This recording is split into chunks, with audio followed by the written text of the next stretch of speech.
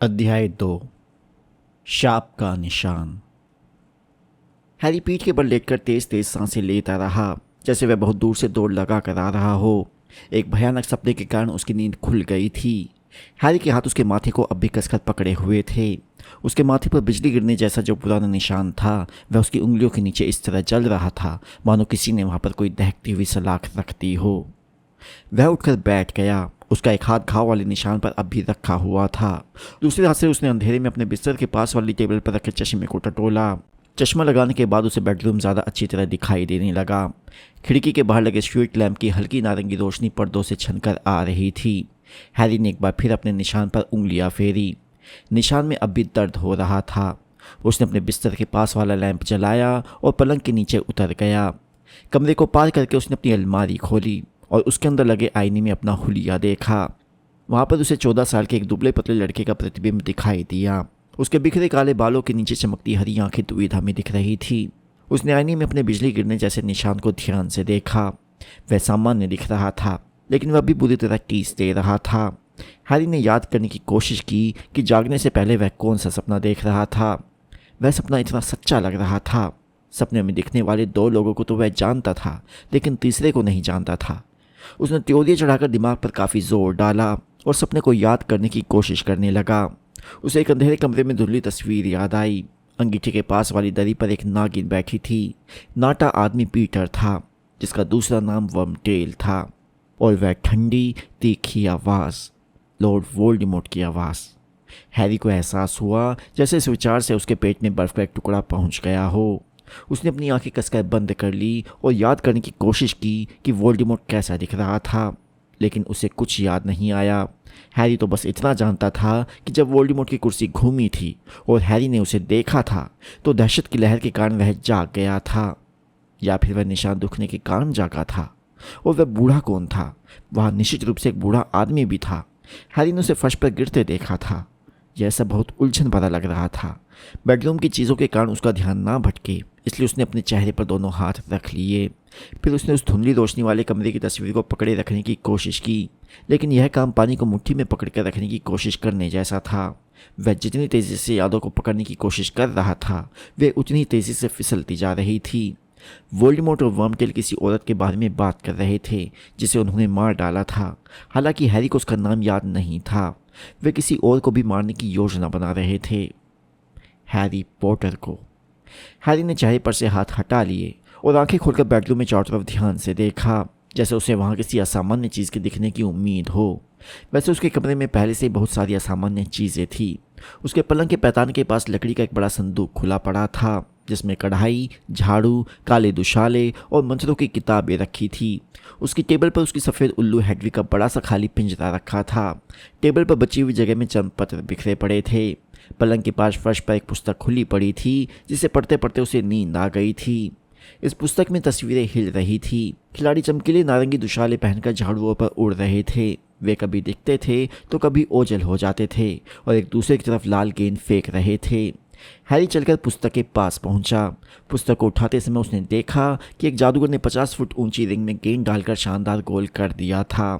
फिर उसने पुस्तक बंद कर दी। यहाँ तक कि क्विडिच भी, जो हैरी की नज़र में दुनिया का सबसे अच्छा खेल था, इस समय उसका ध्यान नहीं भटका सकता था।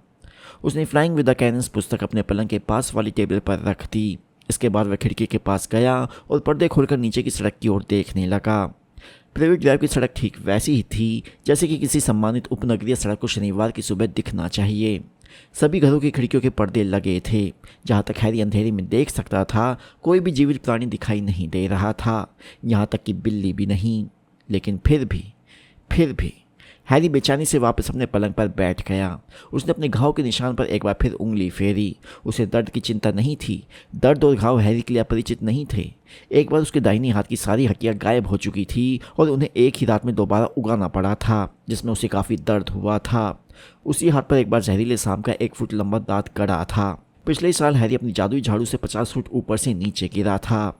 वह अजीबोगरीब घटनाओं और चोटों का आदी हो चुका था।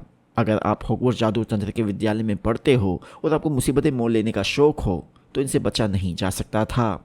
नहीं, हैरी तो इस बात से परेशान था कि पिछली बार उसके घाव का निशान इसलिए दुखा था क्योंकि वोल्डेमॉर्ट आसपास था। लेकिन इस समय वोल्डेमॉर्ट यहाँ कैसे हो सकता है? पीरियड ड्राइव में वोल्डेमॉर्ट में आने की बात सोचना ही बकवास और असंभव था। हैरी अपने आसपास की खामोशी में गौर से सुनने लगा। क्या वह सीढ़ी के चरमराने या फिर दुशाले के सरसराने की आवाज़ सुनने की उम्मीद कर रहा था? तभी उसके पास वाले कमरे से अपने मौसेरे भाई डडली का एक जोरदार खर्राटा सुनाई दिया, जिसे सुनकर वह थोड़ा उछल पड़ा। हैरी ने खुद को संभालने की कोशिश की। वह भी कितनी मूर्खता कर रहा था। घर में उसके सिवाय सिर्फ वर्नन अंकल, पेटनी आंटी तथा डडली ही थे, और वे भी चैन से सो रहे थे। उनके सपनों में कष्ट या दर्द का नामो निशान तक नहीं था। हैरी को डर्सली परिवार सोता हुआ ही अच्छा लगता था। जागने पर उसे उनसे कोई मदद नहीं मिलती थी। वर्नन अंकल, पेटनिया आंटी और डडली हैरी के इकलौते जीवित रिश्तेदार थे। वे मगलू, जादू ना जानने वाले लोग थे। वे किसी भी तरह के जादू से चिढ़ते और नफरत करते थे। इसका मतलब यह था कि हैरी को उनके घर पर उतना ही स्वागत होता था जितना कि किसी गीली लकड़ी का। पिछले 3 साल से हैरी हॉगवर्ट्स में पढ़ रहा था। उसकी लंबी गैर हाजिरी के बारे में डर्सली परिवार सबको यही बताता था कि उसे लाइलाज अपराधी लड़कों के लिए सुरक्षित सेंट पीटर्स केंद्र में भेज दिया गया है। हालांकि वे अच्छी तरह से जानते थे कि नाबालिग जादूगर होने के कारण हैरी को हॉगवर्ट्स से बाहर जादू करने की इजाज़त नहीं है, लेकिन इसके बावजूद घर में होने वाली हर अजीब घटना के लिए वे उसे ही दोष देते थे। हैरी उनसे कभी अपने दिल की बात नहीं कह पाता था। हैरी जादूगरों की दुनिया में अपनी ज़िंदगी के बारे में उन्हें कुछ नहीं बता सकता था। डर्सली परिवार के जागने पर वह उन्हें अपने दुखते निशान और वोल्डेमॉर्ट की चिंता के बारे में नहीं बता सकता था। यह सोचना ही हास्यास्पद था। वोल्डेमॉर्ट की वजह से ही हैरी को डर्सली परिवार के साथ रहना पड़ रहा था। अगर वोल्डेमॉर्ट नहीं होता तो हैरी के माथे पर बिजली गिरने के आकार का निशान भी नहीं होता। अगर वोल्डेमॉर्ट नहीं होता तो हैरी की मम्मी डैडी जिंदा होते। जब हैरी 1 साल का था तो इस सदी का सबसे ताकतवर शैतानी जादूगर वोल्डेमॉर्ट, जो 11 सालों से लगातार ज़्यादा ताकतवर बनता जा रहा था, उनके घर आया था और उसने हैरी के मम्मी डैडी को मार डाला था। इसके बाद वोल्डेमॉर्ट ने अपनी छड़ी हैरी की तरफ घुमाई थी। उसने हैरी को ऐसा मारक शाप दिया जिससे वह बहुत से व्यसक जादूगरों और जादूगरनियों को अपने रास्ते से हटा चुका था, लेकिन अविश्वसनीय रूप से वह शाप नाकाम हो गया। 1 साल के छोटे से हैरी को मारने के बजाय शाप पलट गया और उसने वोल्डेमॉर्ट को ही निशाना बना डाला। हैरी को कुछ नहीं हुआ। उसके माथे पर सिर्फ बिजली गिरने जैसा निशान ही बना, जबकि वोल्डेमॉर्ट बमुश्किल जिंदा बचा। उसकी सारी शक्तियाँ चली गई और उसकी ज़िंदगी लगभग खत्म हो गई। इसके बाद वोल्डेमॉर्ट भागकर कहीं छिप गया। जादूगर और जादूगरनियाँ लंबे समय से जिस दहशत भरे माहौल में रह रहे थे वह अब खत्म हो गया। वोल्डेमॉर्ट के समर्थक बिखर गए और हैरी पॉटर मशहूर हो गया। 11वें जन्मदिन पर हैरी को यह जानकर बहुत हैरानी हुई कि वह एक जादूगर है। उसे यह जानकर तो और भी ज़्यादा हैरानी हुई कि जादूगरों की छिपी हुई दुनिया में सभी लोग उसका नाम जानते थे। हैरी ने हॉगवर्ट्स में आकर देखा कि वह जहाँ भी जाता था लोग अपना सिर घुमाकर उसे देखने और फुसफुसाने लगते थे, लेकिन अब उसे इसकी आदत पड़ चुकी थी। इस गर्मियों की छुट्टियों के बाद हॉगवर्ट्स में उसका 4था साल शुरू होगा। वह दोबारा हॉगवर्ट्स में कब पहुँचेगा इसके लिए वह दिन गिन रहा था, लेकिन स्कूल जाने में अभी भी 15 दिन बाकी थे। उसने एक बार फिर कमरे में चारों तरफ देखा। उसकी निगाह अपने 2 सबसे अच्छे दोस्तों द्वारा भेजे गए बर्थडे कार्ड्स पर ठहर गई, जो उन्होंने उसे जुलाई के अंत में भेजे थे। अगर वह उन्हें चिट्ठी लिखकर बताए कि उसका निशान दुख रहा है तो वे क्या कहेंगे? अचानक हरमानी ग्रेंजर की तीखी और दहशत भरी आवाज़ उसके दिमाग में गूंजने लगी। तुम्हारा निशान दुख रहा था? हैरी, यह तो सचमुच गंभीर बात है। प्रोफेसर डंबलडोर को फौरन चिट्ठी लिखकर बताओ और मैं जाकर सामान्य जादुई बीमारी और दर्द नाम की पुस्तक में देखती हूँ। शायद उसमें सांप के निशानों के बारे में जानकारी मिल जाए। हाँ, हरमानी यही सलाह देगी।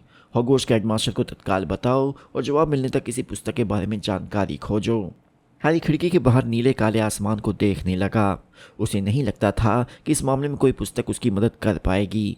जहाँ तक उसे मालूम था, वोल्डेमॉर्ट ने उसे जो शाप दिया था उससे आज तक सिर्फ वही बच पाया था। इसलिए सामान्य जादुई बीमारी और दर्द नामक पुस्तक में उसके लक्षणों के मिलने की बहुत कम संभावना थी। जहाँ तक हेडमास्टर को बताने की बात थी, हैरी को यह नहीं मालूम था कि डंबलडोर गर्मी की छुट्टियों में कहाँ होंगे। उसने एक पल के लिए तो यह कल्पना करके अपना दिल बहलाया कि डंबलडोर अपनी लंबी सफ़ेद दाढ़ी के साथ जादूगरों वाला दुशाला और नोकदार हैट पहनकर किसी समुद्री तट पर लेटे हैं और अपनी मुड़ी हुई लंबी नाक पर सनटैन लोशन लगा रहे हैं। बहरहाल हैरी को यकीन था कि डंबलडोर चाहे जहाँ भी हो, हेडविग उन्हें ढूंढ ही लेगी। हैरी को अब तक उसकी चिट्ठियाँ पहुँचाने में एक बार भी नाकामयाब नहीं हुई थी, भले उस पर पता ना लिखा हो। लेकिन वह उन्हें क्या बताएगा? प्रिय प्रोफेसर डंबलडोर, आपको परेशान करने के लिए माफ़ी चाहता हूँ, लेकिन आज सुबह मेरा निशान दुखा था। Harry Potter. यहाँ तक कि अपने मन में भी उसे ये शब्द मूर्खतापूर्ण लग रहे थे, इसलिए उसने यह कल्पना करने की कोशिश की कि यह सुनकर उसके दूसरे सबसे अच्छे दोस्त रोन वीजली की प्रतिक्रिया क्या होगी। रोन का लंबी नाक वाला और चकत्तेदार चेहरा फौरन हैरी की आंखों के सामने आ गया, जिस पर एक अजीब सा भाव था। तुम्हारा निशान दुख रहा था, लेकिन लेकिन तुम जानते हो कौन तो आसपास नहीं हो सकता। मेरा मतलब है तुम्हें पता चल जाएगा, है ना। वह दोबारा तुम्हें मारने के बारे में सोच रहा होगा, है ना। क्या पता हैरी, लेकिन शायद शार्प के निशान हमेशा थोड़े बहुत दुखते होंगे। मैं डैडी से पूछूंगा। मिस्टर वीजली बहुत ही काबिल जादूगर थे और जादू मंत्रालय में मगलू वस्तु दुरुपयोग विभाग में काम करते थे। लेकिन जहाँ तक हैरी जानता था, वे शापों के विशेषज्ञ नहीं थे। चाहे जो हो, हैरी नहीं चाहता था कि पूरे वीजली परिवार को यह पता चल जाए कि वह थोड़े से दर्द के कारण दहशत में आ गया था। मिसिस वीजली तो हरमानी से भी ज़्यादा परेशान हो जाएंगी। इसके अलावा रोन के जुड़वे भाई फ्रेड और जॉर्ज, जिनकी उम्र 16 साल थी, यह भी सोच सकते कि हैरी की हिम्मत जवाब दे रही है। वीजली परिवार दुनिया में हैरी का सबसे प्रिय परिवार था। वह उम्मीद कर रहा था कि वे उसे किसी भी समय अपने घर पर रहने के लिए आमंत्रित करेंगे ताकि वह उनके साथ क्विडिच कप देखने जा सके। रोन ने क्विडिच कप का जिक्र किया था। हैरी यह कतई नहीं चाहता था कि उनके घर पर रहते समय वे लोग उसके निशान के बारे में चिंता भरे सवाल पूछे। हैरी ने अपनी उंगलियों की गांठों से अपना माथा गूंथा। दरअसल वह यह चाहता था और यह सोचकर उसे शर्म आ रही थी कि उसे सलाह देने वाला व्यक्ति उसकी मम्मी डैडी जैसा और व्यस्क जादूगर हो, जो उसकी परवाह करता हो, जिसे काले जादू का अनुभव हो और जिससे सलाह मांगने में उसे शर्म न आए। और तभी उसे समाधान सूझ गया। यह इतना आसान और स्पष्ट था कि उसे हैरानी हुई कि यह ख्याल उसके दिमाग में पहले क्यों नहीं आया। सीरियस। हैरी उछलकर पलंग से कूद गया। वह तेजी से जाकर अपनी डेस्क पर बैठ गया। उसने एक चरणपत्र खींचकर अपने सामने रखा, अपनी बाज के पंख वाली कलम को स्याही में डुबाया और लिखने लगा, प्रिय सीरियस। फिर वह ठहरकर सोचने लगा कि अपनी समस्या को सबसे अच्छे शब्दों में किस तरह लिखा जाए। उसे अब भी इस बात पर हैरानी हो रही थी कि उसने सीरियस के बारे में एकदम क्यों नहीं सोचा। लेकिन शायद इसमें हैरानी की ज़्यादा बात नहीं थी। आखिर उसे सिर्फ 2 महीने पहले ही तो यह पता चला था कि सीरियस उसका गॉडफादर है। तब तक हैरी की ज़िंदगी में सीरियस का नामो निशान तक नहीं था और इसका कारण सीधा सा था। सीरियस जादूगरों की खौफनाक जेल अज़्काबान में कैद था, जहाँ दम पिशाच पहरा देते हैं। अंधे दम पिशाच आत्माओं को चूस लेते हैं। सीरियस के वहाँ से भागने के बाद वे उसकी तलाश में हॉगवर्ट्स भी आए थे। बहरहाल सीरियस बेकसूर था। जिन हत्याओं के लिए उसे सज़ा मिली थी वे उसने नहीं बल्कि वोल्डेमॉर्ट के समर्थक वोर्मटेल ने की थी, जिसे लगभग सभी लोग अब भी मरा हुआ मानते थे। हकीकत सिर्फ हैरी, रोन और हरमाइनी को ही मालूम थी। पिछले साल वर्मटेल से उनका आमना सामना हो चुका था। हालांकि उनकी इस बात पर सिर्फ प्रोफेसर डंबलडोर ने ही यकीन किया था। एक सुखद घंटे तक हैरी सोचने लगा था कि अब आखिरकार डर्सली परिवार से उसका पीछा हमेशा के लिए छूट जाएगा, क्योंकि सीरियस ने उससे कहा था कि उसके नाम पर लगा कलंक धुलने के बाद हैरी उसके साथ रह सकता है। लेकिन यह मौका उसके हाथ से फिसल गया था। वे लोग वर्मटेल को जादू मंत्रालय के पास पहुंचा पाते, इससे पहले वह बच निकला था और सीरियस को अपनी जान बचाकर भागना पड़ा था। हैरी ने बकबीक नामक गर्वश्व की पीठ पर बैठाकर भागने में उसकी मदद की थी। तभी से सीरियस छिपा हुआ था। हैरी पूरी गर्मी भर यही सोच सोच कर दुखी हो रहा था कि अगर वर्मटेल नहीं भागा होता तो हैरी को घर मिल जाता। डर्सली परिवार के पास लौटना दुगना मुश्किल था, जब उसे यह पता चल चुका था कि वह उनके चंगुल से हमेशा के लिए आज़ाद हो सकता था। बहरहाल भले सीरियस हैरी के साथ नहीं रह रहा था, लेकिन उसकी बदौलत हैरी को बहुत मदद मिली थी। सीरियस के ही कारण हैरी के स्कूल का सारा सामान उसके बेडरूम में रखा हुआ था। डर्सली परिवार ने पहले कभी उसे इस बात की इजाज़त नहीं दी थी।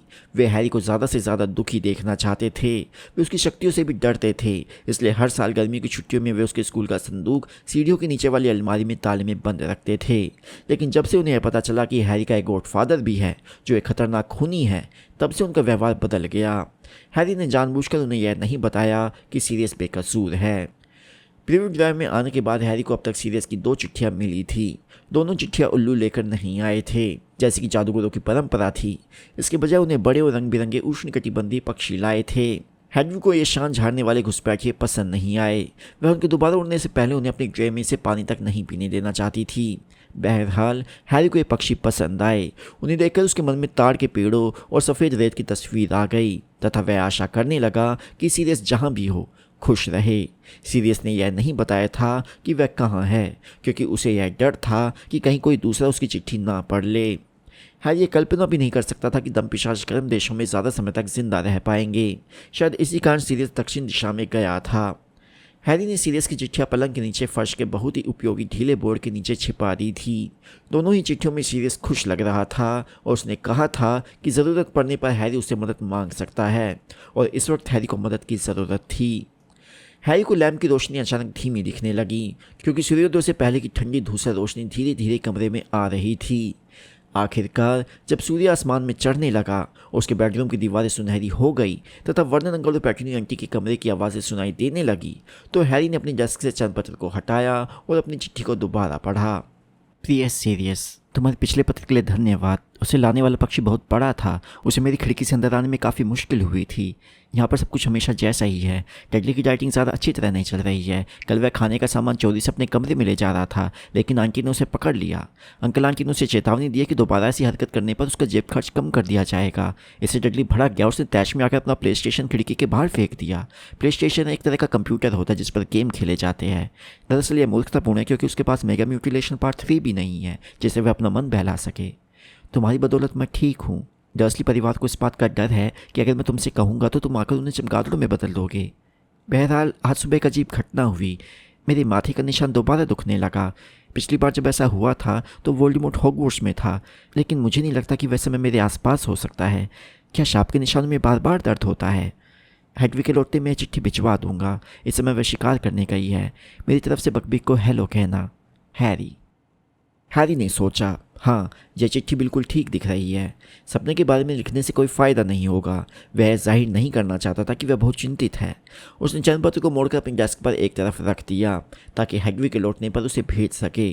फिर वह उठा। उसने अंगड़ाई लेते हुए एक बार फिर अपनी अलमारी खोली, लेकिन इस बार अपने प्रतिबिंब की तरफ देखे बिना वह नाश्ते के लिए नीचे जाने से पहले कपड़े पहनने लगा।